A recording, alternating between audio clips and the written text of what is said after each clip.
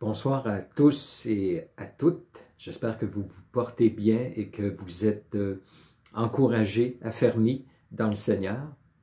Ce soir, j'aimerais continuer ce qu'on a débuté la semaine dernière. Je vous ai parlé la semaine dernière comment les deux premiers psaumes étaient importants et donnaient une direction pour comprendre les autres psaumes et en fait pour comprendre toute l'Écriture.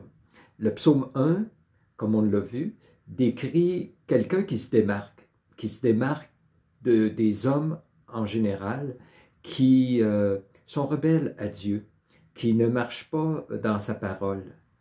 Mais on nous dit que cet homme, dans le psaume 1 qui est décrit, cet homme qui est heureux, lui, trouve son plaisir dans la loi de l'Éternel et la médite jour et nuit. Donc le psaume 1 met l'accent sur la parole de Dieu dans la vie de l'enfant de Dieu. Et dans le psaume 2, il y a toujours là des rebelles, mais il y a quelqu'un qui se démarque. Le psaume se termine par heureux, on va le voir, mais cette personne se démarque parce qu'elle est soumise, elle embrasse le Fils, elle embrasse le Messie, contrairement aux autres qui de façon générale s'y opposent, ne veulent pas qu'il règne sur eux. Donc, on va regarder certains aspects du psaume 2, mais juste avant, j'aimerais en faire la lecture. Alors, comme toujours, je vous invite à ouvrir votre parole et à suivre le texte qui va être exposé. C'est vraiment à la parole, c'est au texte de la parole qu'on veut s'attarder, s'attacher. Donc, psaume 2. L'auteur commence par une question. Pourquoi ce tumulte parmi les nations? Pourquoi ces vaines pensées parmi les peuples? Pourquoi les rois de la terre se soulèvent-ils et les princes se liguent-ils avec eux contre l'Éternel et contre son roi? Brisons leurs liens, délivrons-nous de leurs chaînes. Donc il y a des hommes qui parlent dans les versets 1 à 3. Ensuite, c'est Dieu. On est emmené dans la présence de Dieu. C'est lui qui va maintenant parler. Verset 4. Celui qui siège dans les cieux rit. Le Seigneur se moque d'eux. Puis il leur parle dans sa colère. Il les épouvante dans sa fureur. C'est moi qui ai oint mon roi sur Sion, ma montagne sainte. Et là, c'est le Messie, le roi, qui va parler, verset 7. Je publierai le décret. L'Éternel m'a dit, tu es mon fils, je t'ai engendré aujourd'hui. Demande-moi, et je te donnerai les nations pour héritage, les extrémités de la terre pour possession. Tu les briseras avec une verge de fer, tu les briseras comme le vase d'un potier. Et à partir du verset 10, on a des exhortations. Et maintenant, roi, conduisez-vous avec sagesse. Juge de la terre, recevez instruction. Servez l'Éternel avec crainte et réjouissez-vous avec tremblement. Baisez le Fils de peur qu'il ne s'irrite et que vous ne périssiez dans votre voie, car sa colère est prompte à s'enflammer. Heureux tous ceux qui se confient en lui, ou on aurait pu le traduire aussi, heureux tous ceux qui se réfugient en lui. Alors c'est donc un psaume royal. Vous savez qu'on classe les psaumes dans différentes catégories, puis celui-là célèbre le roi. Et on pense que, initialement, ce psaume avait été composé alors qu'un roi entrait en fonction, allait être intronisé. Et donc, c'est un psaume qui célèbre le roi, qui célèbre le fait que Dieu est derrière lui et qui lui promet comment Dieu va l'accompagner, va l'aider. Et cela est un avertissement pour les nations de se soumettre à lui. On nous parle dans ce psaume quand même qu'il y a une opposition, parce que souvent quand il y avait un changement au niveau d'un roi, qu'un roi mourait, un autre lui succédait, il y avait de l'instabilité, puis les nations qui étaient soumises à ce peuple, à ce roi, en profitaient pour tenter de se libérer. Et donc ici, il y a des peuples, des nations qui se soulèvent, qui veulent prendre leur liberté, mais à qui il est mentionné que c'est futile de tenter de faire cela, parce que ce roi a une telle autorité, une telle puissance que Dieu lui a donnée, que ça ne sert à rien, parce que de toute façon, les extrémités de la terre, toutes les nations lui ont été données comme possession, et si on ne s'y soumet pas, eh bien, on va avoir affaire à sa colère. Mais il y a quand même un encouragement que ceux qui se réfugient, qui acceptent son autorité, eux sont bénis. Donc, c'était probablement un psaume, comme je disais, utilisé pour l'intronisation des rois, d'un ou des rois, dans l'ancien Israël. Maintenant, il y a plus que cela, parce que ce que décrit ce roi-là, qui a une telle opposition de la part des peuples, des nations, des autres rois, ce roi-là à qui il a tant été promis, parce que Dieu l'a établi, il est son fils, il va lui donner toutes les extrémités de la terre, les nations pour possession, et tous ceux qui refusent de s'y soumettre vont être brisés, comme le potier brise un vase avec son bâton. Ce roi devient un juge qui va détruire toutes ces nations qui refusent de se soumettre à lui, mais en même temps, il y a une bénédiction particulière qui est promise. Alors, c'est clair, ce psaume va beaucoup plus loin qu'un simple roi terrestre en Israël. Ce psaume pointe, et je le dis avec vraiment conviction, ce psaume pointe à Jésus, qui est le Messie, le roi idéal, le Christ, parce que Christ, c'est le synonyme de oint, de Messie. Ça pointe vers lui. Et si je le dis avec tant de certitude, c'est parce que c'est ce que le Nouveau Testament fait de ce psaume. À 4 ou 5 reprises, ce psaume est cité dans le Nouveau Testament. Et quand ça nous parle de ce fils que le roi a établi, ça nous dit clairement que c'est Jésus. Je vous donne un exemple. Dans Acte 13, le verset 33, ça nous dit ceci. « Et nous vous annonçons cette bonne nouvelle que la promesse faite à nos pères, Dieu l'a accomplie pour nous, leur enfant, en ressuscitant Jésus, selon ce qui est écrit dans le psaume 2e. Tu es mon fils, je t'ai engendré aujourd'hui. » Alors clairement, ça fait référence, selon le Nouveau Testament, le psaume 2, ce à quoi il pointait avant tout, c'est à Jésus. Et Dieu l'a engendré, c'est-à-dire, ce n'est pas l'idée nécessairement de lui donner naissance, c'est l'idée plutôt de l'instituer, de le déclarer comme roi et de le mettre en place comme roi. Dieu l'a, par sa résurrection, l'a manifesté comme étant particulièrement le roi, celui qui va régner et qui était attendu depuis longtemps dans l'Ancien Testament. Alors, qu'est-ce qu'on apprend dans ce psaume concernant Jésus? Il y a une première chose dans les premiers versets. Jésus est un roi contesté. On nous parle de tumulte, d'agitation, d'opposition, que les nations, les rois se liguent pour s'opposer à Jésus. Et il y a d'ailleurs une application, parce que c'est carrément ce psaume-là qui est appliqué dans Acte 4, où on nous dit que Hérode et Pilate se sont ligués pour faire mourir Jésus, pour s'y opposer. Alors, Jésus est un roi contesté. Et ce que ces gens-là disent, c'est « on ne veut pas qu'il règne sur nous. Brisons ses liens. » Le Messie et Dieu qui est derrière lui, brisons les liens, enlevons ses chaînes. Il voit son règne, pourtant qui est un règne de bonté, de tendresse, il paie, c'est un berger, mais eux, ils voient ça comme carrément, on leur ôte de la liberté. Puis ils veulent se défaire de cette cage, c'est comme ça qu'ils considèrent.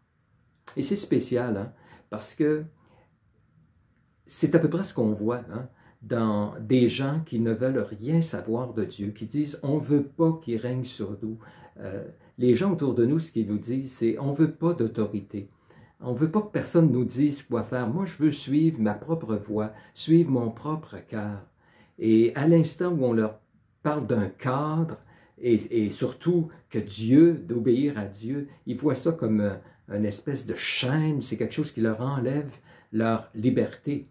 Et les gens sont comme ça, pourquoi? Parce que nos premiers parents, c'est comme ça qu'ils ont compris la bonté de Dieu, la direction de Dieu dans leur vie. Hein, le diable les a tentés, puis il leur a dit, délivrez-vous de cela, soyez vos propres dieux, soyez vos propres maîtres, prenez vos propres décisions. Vous savez, les gens autour de nous sont contre la monarchie, sont contre l'autorité. Mais c'est spécial parce que dans ce psaume, ceux qui s'opposent le plus au Messie, ce sont ceux qui sont des rois puis des princes. C'est ceux qui ont l'autorité. En fait, l'être humain n'est pas contre l'autorité, il n'est pas contre qu'il y ait quelqu'un qui règne sur un autre. Il est juste contre que quelqu'un règne sur lui. Lui, il veut être le roi. Vous savez qu'on est tous des tyrans, on ne veut pas que personne domine sur nous, mais on voudrait que dominer sur les autres pour qu'ils fassent notre volonté. On parle d'enfants rois. Ben, les êtres humains sont des êtres humains qui se prennent pour des rois. Et donc, on veut que personne règne sur nous, on veut être autonome, on parle de s'autodéterminer. Un petit enfant ne veut pas prendre la main de ses parents, il veut faire les choses à sa tête. Alors, dès le départ, c'est comme ça que ce psaume est présenté. Jésus, c'est un roi qui est contesté. Et il est contesté particulièrement par ceux qui ont le pouvoir et qui veulent absolument le garder. Mais c'est un roi aussi qui est confirmé par Dieu. À partir du verset 4, on nous parle de Dieu qui siège dans les cieux. Et qu'est-ce qu'il fait? Lui, il est au contrôle. Les gens ont beau dire, hey, on ne veut pas qu'il règne sur nous, puis on veut se débarrasser de Dieu, on veut se débarrasser de Jésus. Dieu, lui, il est sur son trône, il est assis dans le ciel. Puis ça nous dit qu'il se moque, il rit, il se rit d'eux. À 4 reprises, dans l'Ancien Testament, Dieu rit. Et c'est pour 3 fois dans les psaumes, 1 fois dans les proverbes. Puis chaque fois, c'est pour un peu se moquer de l'être humain qui pense prendre sa liberté, faire les choses comme il veut, qui se pense au pouvoir, qui se pense au contrôle. Dieu regarde ça, puis il se moque. Il tourne ça en dérision. C'est futile, cette espèce d'approche-là.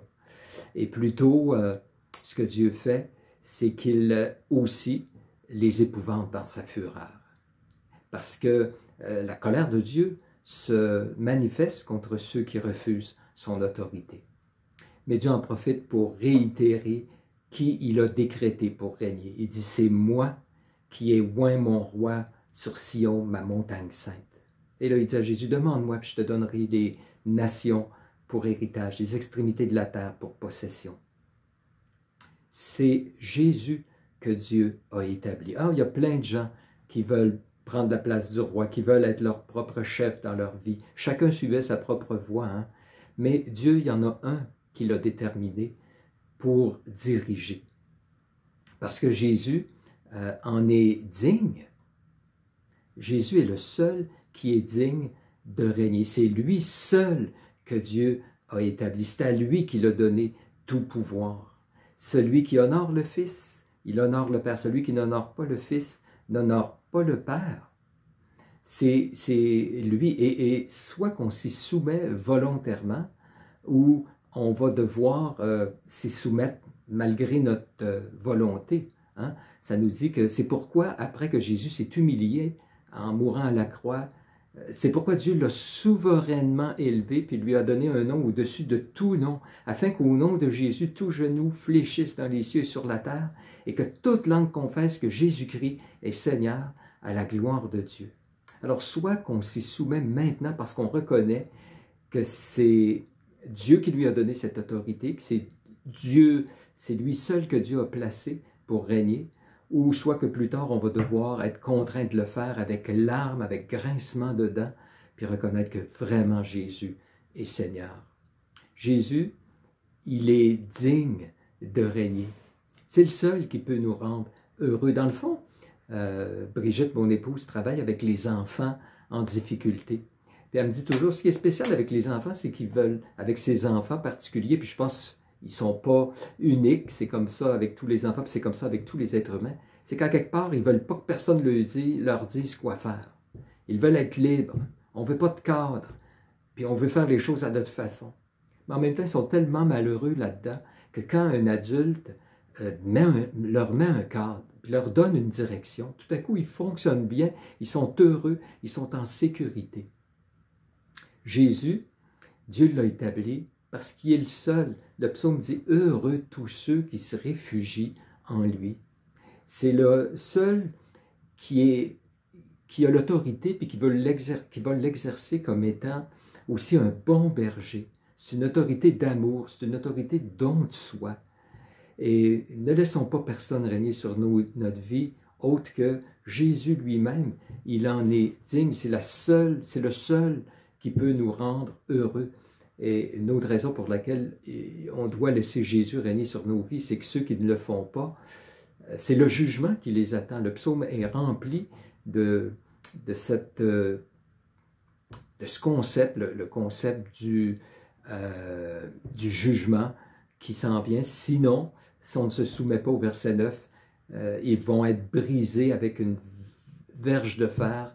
Tu vas les briser comme le vase d'un potier. C'est un verset aussi qui est cité dans le Nouveau Testament, dans le livre de l'Apocalypse, quand Jésus revient pour punir ceux qui n'ont pas cru en lui, ceux qui ne se sont pas réfugiés en lui, ceux qui se sont opposés à lui.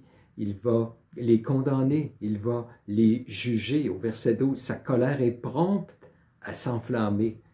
Et donc, Jésus est digne, il est le roi confirmé par Dieu.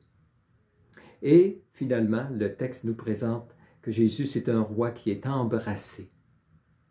Embrassé, baiser le Fils de peur qu'il ne s'irrite.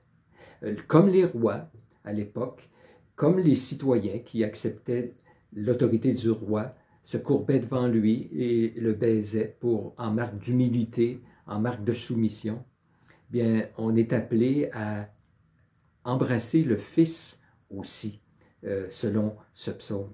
Vous savez que dans ce psaume, on nous parle de servir, servez-le, on nous invite à avoir beaucoup de sagesse, user de sagesse, alors qu'on considère ce roi, à savoir si on va le laisser régner sur nous. Mais vous avez remarqué que les commandements qui sont donnés là s'adressent à notre égard concernant Jésus. En d'autres mots, ce que je veux dire par là, c'est oui, il y a beaucoup de commandements dans l'Écriture. Il y a beaucoup de choses que le chrétien doit mettre en pratique. Il doit mettre en pratique envers lui-même, il doit mettre en pratique envers les autres, envers les croyants, etc. Mais les commandements les plus importants, les choses qu'il est appelé à faire, d'abord et avant tout, c'est envers Jésus. On est appelé à se confier en lui. On est appelé à l'aimer. On est appelé ici à l'embrasser. On est appelé à lui obéir à lui. Et c'est pourquoi l'Écriture nous parle qu'il peut y avoir des gens qui ont une bonne conduite extérieurement. Mais ce n'est pas ça qui est le plus important. Ce qui est le plus important, c'est quelle est ta relation avec Jésus. Est-ce que tu remplis les commandements les plus importants de l'Écriture qui t'invitent à t'y attacher à Jésus? Heureux celui qui se confie en lui. Heureux celui qui se réfugie en lui. Servez-le. Ce psaume nous dit, servez-le. Est-ce que Jésus est vraiment pour vous votre roi? Il est roi. Mais est-ce que tu choisis de tout cœur de t'y soumettre? Je vous pose une question. Si c'était possible pour vous que quelqu'un vous dise, puis ce serait réalisable, écoute, tu peux mener la vie que tu veux, de toute façon tu vas au ciel. Si c'était la réalité, mène la vie que tu veux. Question, est-ce que tu laisserais Jésus diriger ta vie? S'il n'était pas question d'enfer, puis que tu pourrais mener la vie que tu veux, est-ce que tu choisirais quand même en disant, moi là, j'ai tellement confiance en Jésus. Des fois, ma tête me dicte que, me semble, je serais donc heureux si je ferais telle chose, puis j'aimerais bien m'écouter, mais je me refuse, je suis pas un bon maître, je suis pas quelqu'un qui peut, c'est pas à l'homme quand il marche à diriger ses pas, Jérémie mentionne. Alors, d'obéir à Jésus, c'est pas d'abord une question d'enfer ou de ciel. Un croyant a la vie éternelle. Mais il est roi, il est Seigneur, et on est appelé à le servir. Et sa direction, elle est juste et bonne. On est appelé à lui faire confiance, à nous reposer en lui. Donc, c'est certain que ce psaume nous invite justement à lui faire, à mettre en lui notre confiance. Puis, soyons pas simplistes en disant simplement, bah oui, moi je suis croyant, donc par définition, j'aime Jésus, puis par définition, je lui obéis, comme si il y a juste du noir et du blanc. Vous savez qu'on lutte encore avec le péché. Et il y a dans nous encore des racines de ces personnes qu'on décrit là, dans les premiers versets du psaume. Hein? Où des fois on a envie de dire, je voudrais briser mes liens. J'aimerais ça faire les affaires à ma tête. Ah, si je m'écoutais, j'irais dans telle direction. Ah Seigneur, j'aime pas la manière dont tu conduis ma vie présentement. J'aime pas ce que tu es en train de faire sur la terre. Et on a envie de le remettre en question. Puis on a envie, des fois, on ressemble un petit peu aux gens qui se soulèvent, puis qui se liguent contre l'Éternel, puis contre son roi. Un des personnages qui me fait toujours rire dans la Bible, c'est lorsque Pierre, quand il y a une nappe qui lui est apparue, puis qui lui a dit de tuer les animaux qui étaient là et de les manger parce qu'il y avait des animaux impurs, puis Pierre n'avait jamais rien mangé d'impur ni de souillé, puis il a dit « Non, Seigneur ». Il n'y a pas de parole plus contradictoire que ça. « Non, Seigneur ». Si c'est Seigneur, tu dis oui, puis si c'est non, ben c'est pas ton Seigneur. Et on a en dedans de nous encore ces racines de rébellion, d'avoir le goût de faire les choses à notre façon, de suivre notre propre voie.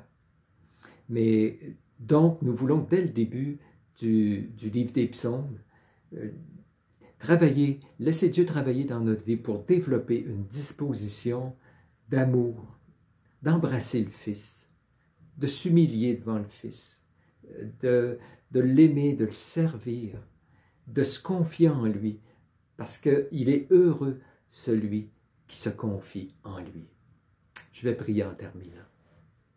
Eh bien, Seigneur Jésus, nous te remercions encore une fois pour ce psaume qui nous décrit ta personne, qui nous décrit la réalité qui nous entoure. C'est très clair, on voit autour de nous comment les gens te sont rebelles et ne veulent même pas entendre parler ni de toi, ni de ton Père, ni de la parole, ni des églises. Mais tu nous as prévenus. Et déjà dans ce psaume, c'était clair. Alors Seigneur, nous te remercions d'avoir ouvert nos yeux puis d'avoir permis qu'on voit ta beauté et qu'on ait choisi de se placer sous ta houlette et ton bâton et ta direction. Veuille nous aider dans les moments où on ne saisit pas où tu t'en vas, où ça nous semble difficile, où des fois notre tête nous dicterait d'aller dans toutes sortes de directions autres que ce que ta parole enseigne. Viens nous calmer, nous arrêter, Seigneur, par ton esprit, nous ramener à la sagesse pour qu'on te fasse confiance, qu'on s'humilie, puis qu'on marche dans tes voies.